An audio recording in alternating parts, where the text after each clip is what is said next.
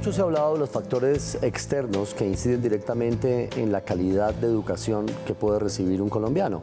Y estamos hablando, por ejemplo, no solo los chicos deben ir, ojalá, bien alimentados a sus horas largas de estudio, sino también las aulas, cómo estén capacitadas, cómo estén adecuadas, mejor, las aulas con las herramientas que tengan para que las personas que estén en ese proceso educativo puedan tener un mejor desempeño.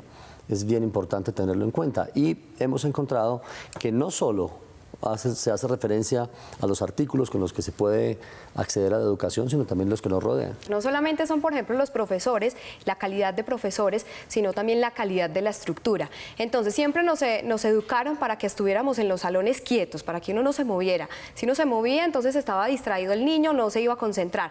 Pues ahora están sacando sillas que tienen precisamente movimiento, porque con estudios que se han realizado en Europa se han dado cuenta que esto también influye en la educación. Y no solamente eso, también la importancia, por ejemplo, de la luz natural. Son muchos los factores que inciden en la educación, por eso aquí está la nota.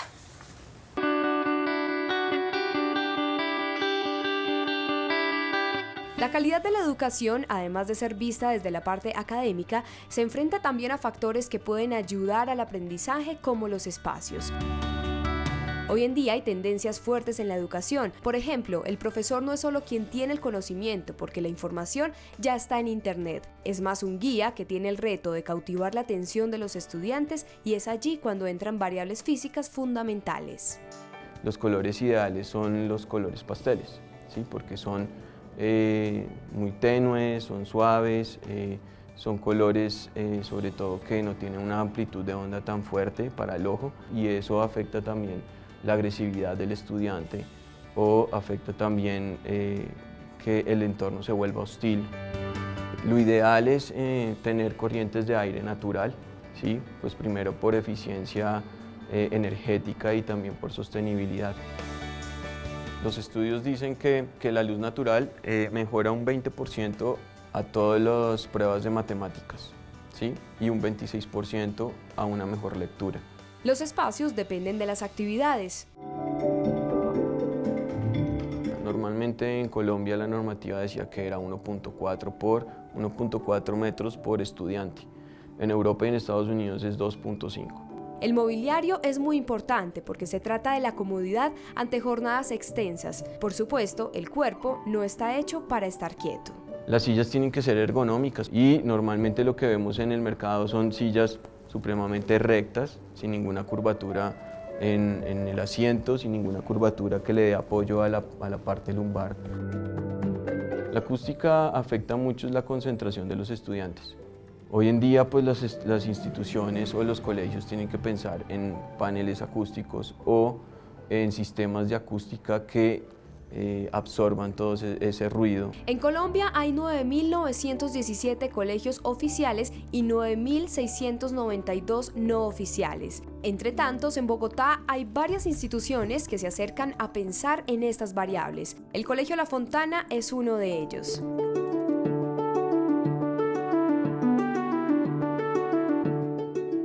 El tema circular es un simbolismo de lo que representa, digamos, la vida escolar de los estudiantes y el movimiento y el crecimiento que ellos tienen a lo largo de su experiencia. Entonces los niños de preescolar inician en un punto y a medida que van creciendo van recorriendo ese círculo.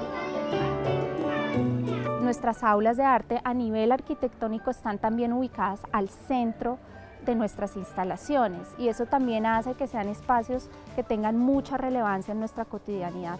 Una construcción de Rogelio Salmona pensada desde el principio bajo los lineamientos del colegio.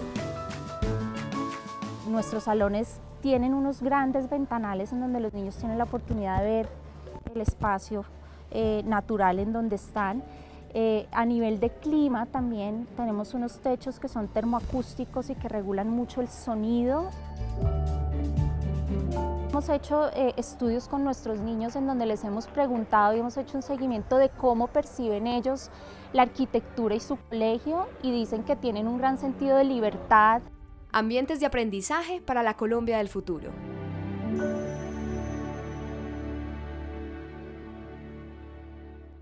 Muy bien, Yamid, ahí vimos una referencia de un colegio que tiene en cuenta todos estos factores y aquí traigo este libro en donde también se compila varios otros colegios y estudios que muy bien nos hablan sobre este tema. Bueno, pues ojalá sean cada vez más los centros educativos que apliquen eso que se aplica en los países de primer mundo y que da resultados. Por supuesto. Muchas gracias, Luisa. Es tiempo del arte de lo inesperado aquí en GPS con Juan Esteban Costay.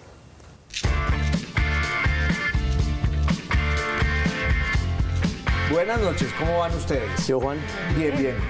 antes de introducirnos en su tema, ¿algún comentario sobre este tipo de relación entre lo externo y lo interno en las aulas educativas? Bueno, lo material, lo externo es sin duda muy importante, pero lo fundamental siempre es el contenido, más que el continente.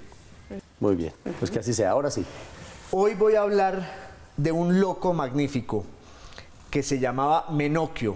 Menocchio. Sí, Menocchio fue un molinero italiano del norte de Italia que vivió a finales del siglo XVI, Sí. aprendió a leer y además consiguió una cantidad de libros que le regalaban, con los que le pagaban unos negocios malos que siempre hacía, y el tipo, sin mucha formación, iba leyendo y leyendo casi como Don Quijote y fue forjándose una visión del universo muy particular.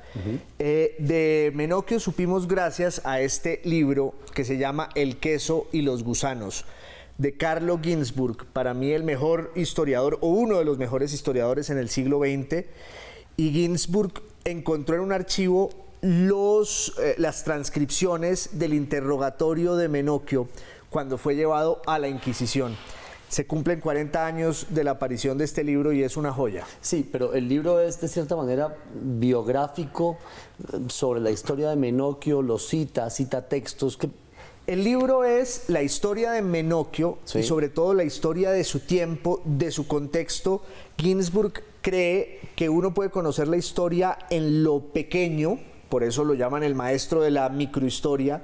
Entonces, antes que irse a hablar de un gran personaje, habla de un molinero Claro. que parecía insignificante y que sin embargo era como un Don Quijote, porque en todas las esquinas hablaba con una cantidad de gente y todo lo que decía era herético. Por ejemplo, y de ahí el título del libro, El queso y los gusanos, decía Menocchio: el universo no fue creado por Dios, el universo era como un gran queso que estaba en descomposición y de él fueron naciendo, como nacen los gusanos en los quesos, Dios, los ángeles e incluso los hombres. Obviamente eso escandalizó a todo el mundo y Menocchio acabó quemado en las parrillas camino del infierno y yo creo que del paraíso, que es donde están los locos inteligentes. Sí, ¿alguna otra referencia para buscar sobre la vida de Menocchio? Pues no, el libro clásico es El Es este. queso y los gusanos. Además tiene como la historia de su contexto, pero además pedazos transcritos completos del interrogatorio, que es para morirse de la risa, porque los jueces le hacen unas preguntas serísimas y este loco les contesta cosas geniales con las que todo el mundo está de acuerdo, solo que era un adelantado a su tiempo, como todos los locos. Pues ojalá nos motivemos todos a encontrar ese pedacito de Menocchio que tenemos dentro de este gran queso podrido.